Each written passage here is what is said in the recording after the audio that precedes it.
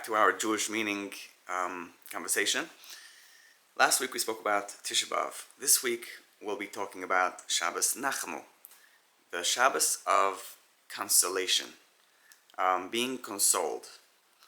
Let's see, where do we find the word Nachamu or Nachem in the Torah at first glance? There may be something earlier, but for me, in my head, I get this thought of Parshas B'Shalach. We see Hashem says, when they left Egypt, one of the first psukim in Parshas B'Shalach in Exodus and Shemos, we see how Hashem says, V'loi Nacham Elekim. Hashem did not lead them derech Eretz Pelishtim, through the land of the Pelishtim, ki karev hu, because it's close to Mitzrayim. And if the Pelishtim are going to have a war, the Yidden are going to turn around and go back to Egypt. So they went around them as so not to start a conflict with the Pelishtim, so that way we don't end up going back to the place that we came from. Okay?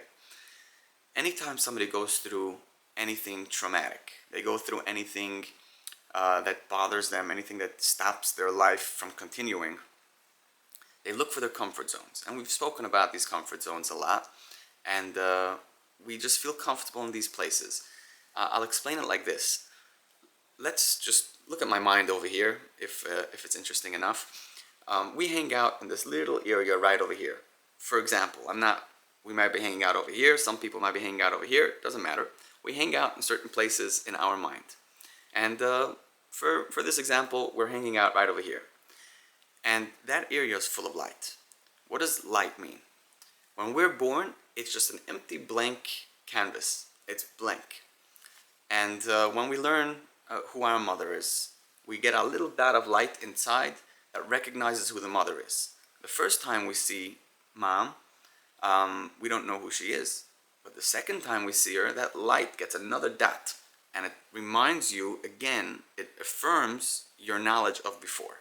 It affirms that this is actually mother. And from now on, every time you see your mother, that dot becomes bigger and bigger, because you have so many more situations and instances in your life that have proven your mother to be your mother to you.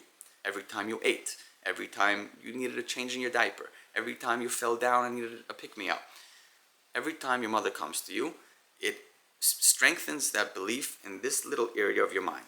Every time they call your name, they say your name, they say Shlomo, they say Chaim, they say Avrumi, they say Zevi, whatever name they say, and whatever they call you, if they say that name, that creates that little circle of light of the things that you know. This becomes your comfort zone. How to walk, how to eat, how to talk, how to anything that is natural for you in your life right now. Just like somebody starting to drive a car, the first time they drive, they're not so comfortable with it. But as they become a seasoned driver, they could see a little kid coming out of their house with a ball in their hand down the block, and they already know to slow down based on the speed that this kid is walking, and based on the way they're holding the ball, this person already knows to slow down in this residential area, because they know that that kid's ball might end up in the street and that kid might run after it. And we start learning things in our comfort zone to make us live a very easy and automated life. We create a whole bunch of little things around us so that way we could live a comfortable life.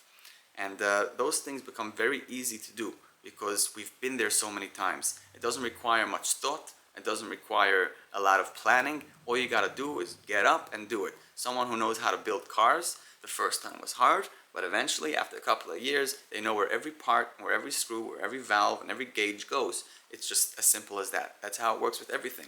Once you create a system, once you create a flowing set of rules, those rules will be enacted very, very quickly, very, very smoothly. And that's your comfort zone. The problem is, in our comfort zone, we end up putting in a whole bunch of habits as well. And those habits, the first time we didn't know what we were doing, but eventually we gained a taste of it. We started learning how fun it is to do, or how rewarding, or how we get like a little bit gratification instantly. So we just tend to go towards it very easily. And when we're bored, we try to occupy our time with those habits and with those things that we feel attached to. And that's just how life works. When we try to grow up and move on to a different mindset. We start seeing that the life that I've been living is not really working out so well. There are things that have caused me pain, suffering, and the struggles that I had, and the traumas that I've endured, and the people that were around me weren't really beneficial for me, and the habits I've enacted in my own life have really not served me well. So we say, okay, we have to leave from this little area of light, and we have to go and find a new place to hang out in. So we want to go and create a line and say, we're going to start hanging out right over here. We're going to go to this new place, and in that place is going to be the promised land. In that area, we're going to be able to live a full and happy life. So we go over there, but the thing is, we have to keep on coming back, because our name and our mother and our habits and the things that we know, the walking, the talking, and the eating, everything is just hanging out right over here. So we keep on coming back here, and once we come back here, we just fall back into our old schedule, our old life, and our old habits and addictions and urges and weakness and struggle, and we just end up over there. What we're trying to do is to go to this new place so we could enact a whole bunch of new things. But anything new is hard in the beginning. Kol haschala is kashrus, as Rashi says. Everything that we start is hard because we don't know how it's going to go, and we don't know the proper system. We need to continuously be doing something for a few weeks, maybe 40 days, until it actually becomes part of your life, until you actually know how to do it, and not just know how to do it, you know how to do it in your sleep. Your mind starts giving you these thoughts, it starts giving you these dreams, and you're just alone in your car, but since your mind is hanging out over here, you're going to think of ways to make your life even better, and how to make this new life that you want for yourself even stronger and even better and more prosperous and more successful. So going up to the new place in the mind is tricky, because we're going to end up going back down. We're going to end up falling back into our comfort zones. As long as this place is not our new comfort zone, as long as that's not the place where we hang out all day, we're going to end up going and falling back to the old place. So now, let's go back.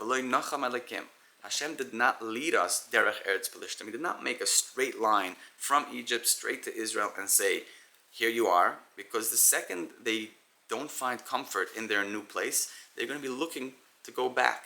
They're going to be looking to fall back to their old comfort zones in Egypt, where they were slaves for 210, 400 years, and they're going to revert and lose everything that they tried working on. Not just that, losing what they tried working on is even worse, because if someone's in prison, that's bad. But if someone escapes and then ends up back in prison, that's even worse, because you don't want to be that guy who tried escaping and now you'll be in solitary and it'll only be worse for you. You don't want to end up falling back. When we grow our mindset and we end up falling through in our struggles and weaknesses, we hate ourselves even more. We don't hate ourselves, but it hurts us way more because we expect more of ourselves. So we see that the word nacham means leading. If you want to lead yourself somewhere, you have to create not just a straight line. You have to slowly work your way. You need 40 years, 40 days. You need time in order to get yourself into that final destination. You have to work on every part of your life. The walking, the talking, the eating, the way you complain, the way you compliment. Everything has to be built up slowly until you could finally find yourself in this new, beautiful, light area in your mind that you don't even have the ability to go back to that old automated like primal area that you used to hang out in. And that's what Nacham is.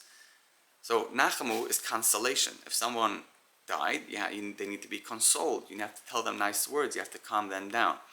But if a person is constantly in his pain, is constantly I don't want to call it a comfort zone, but they're in this area in their mind that they're always thinking of the terrible thing. Oh, this person just died, and it's so sad for me, and I can't get past it. They're just always going to be in this one tiny bubble that they can't get out of.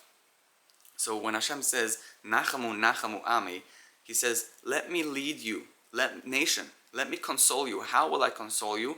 I will lead you through this. I will take the burden that you are carrying, and I will help you carry yourself through this pain, through this struggle, and through your weaknesses, and I'll carry you through slowly on a journey through your life until you'll be in this new area, an area of light, an area where you'll be able to live and be happy prosperous, and successful. Nachamu, Nachamu, Nachamu Ami, let us be consoled, let us be led by Hashem, let us accept His guidance, and we will end up in the Holy Land, in the Promised Land, once and for all. We'll be redeemed. We'll live, each person under their figs and under their vines, and in a land of flowing milk and honey, with all the best for the rest of our lives. Thank you. My name is LEmmer. I appreciate that you took out of your time to listen to this. I hope that this thought brings you some meaning and gives you pride in your identity in being a Jewish person and being a human being on this earth with true meaning and devotion to what you live for. Check out my books, Who Am I? Tehillim Legacy Journal. Check out the other videos, subscribe, follow, and comment. I'd love to hear from you, and I'll see you again. Have a wonderful, wonderful day and enjoy. Be well.